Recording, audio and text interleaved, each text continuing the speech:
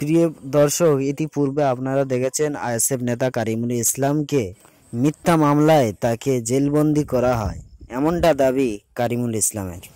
মিথ্যা মামলা দিয়ে আইএসএফ দলকে আটকাতে পারবে না শাসক দল, এমনটা দাবি করেন কারিমুল ইসলাম। শাসক দল মিথ্যা মামলায় জেলবন্দি করছে, আগামী দিনে শাসক দলের ঘুম হারাম করে দেব, এমন কড়া হুঁশিয়ারি দিলেন কারিমুল ইসলাম। দেখুন, বিস্তারিত জানতে পারবেন। ঘুম হারাম হয়ে গেছে না, ঘুম তো ইডি যে আরে 6 গিয়ারে ইডি চালাচ্ছে। তোমাদের বৌমাদেরকে গিয়ে জিজ্ঞাসা করবে, আমাদের দাদাদেরই ঘুম হারাম হয়ে গিয়েছে।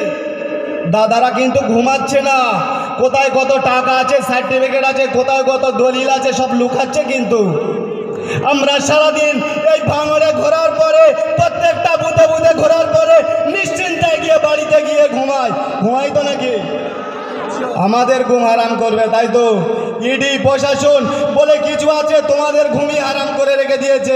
একটা কথা বলে যে আজ তোমরা বলছো যে বাংলার জমিনে আইএসএফ নেই, সত্যি তো আমরা নেই। তবে যদি চোখ, আমি এটাই বলবো যে তোমাদের চোখ নেই, দিদিকে বলবো যে তোমরা চোখের অপারেশন করার একটা ব্যবস্থা করে দাও ফ্রিতে। তোমাদের নেতাদের চোখের অপারেশন করাতে হবে। একটা জিনিস যাওয়ার সময় অনুরোধ করব, কারুর পকেটে যদি আধার কার্ড এনে থাকো, সবাই একটু আধার কার্ড দেখিয়ে শো করে মিডিয়ার বন্ধুদের সামনে রেখে যাবেন। না তো এরা বলবে কালকে যে অমুক জায়গা থেকে লোক এনে বাংলার মেলা ময়দান ভরিয়েছিল। আমরা কি বিরিয়ানির প্যাকেট দিয়েছিলাম ভাই? দিনে। ভিডিওটি ভালো লাগলে লাইক, শেয়ার, কমেন্ট, সাবস্ক্রাইব করে পাশে থাকবেন পরবর্তী ভিডিও পাওয়ার জন্য। ভালো থাকবেন, সুস্থ থাকবেন, নিজেকে খেয়াল রাখবেন। ধন্যবাদ। ঘুম হারাম হয়ে গেছে না, ঘুম তো ইডি যে আরে 6 গিয়ারে ইডি চালাচ্ছে। তোমাদের বৌমাদেরকে গিয়ে জিজ্ঞাসা করবে, আমাদের দাদাদেরই ঘুম হারাম হয়ে গিয়েছে।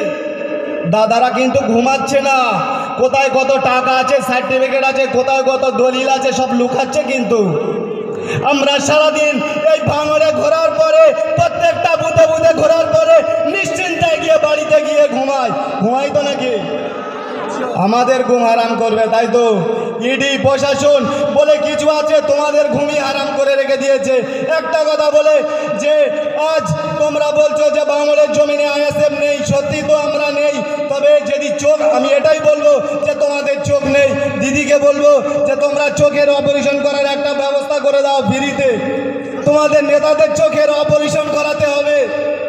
একটা